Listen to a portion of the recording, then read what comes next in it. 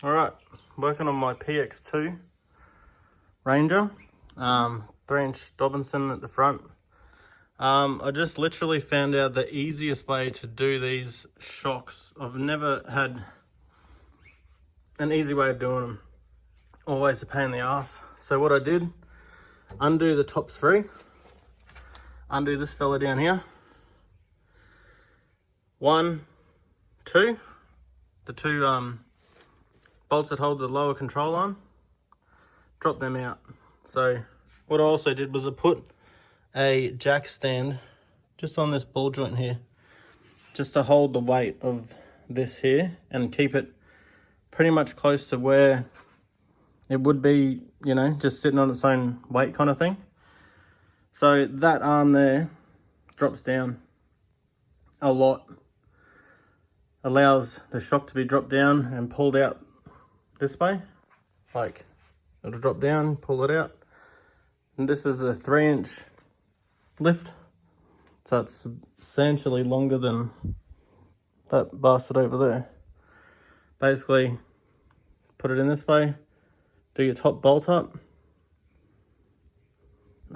put a jack under your control arm. In this spot here, there's a little groove out. Well, that's actually not, that's on a little weld there at the moment, but I originally had it in that groove there. Jack it up so that the back bolt can get pushed through. That's when I moved it to the weld, which is, it's on this side of the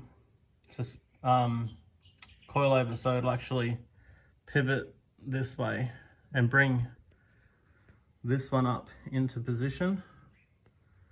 Put a strap across onto something over there, just to line your holes up. Jack him up, and bada bam. Literally, I'm gonna say like 15 minutes to drop that shock out, put a new one in, and have it, so it's these two bolts are ready to be done up now. Super easy.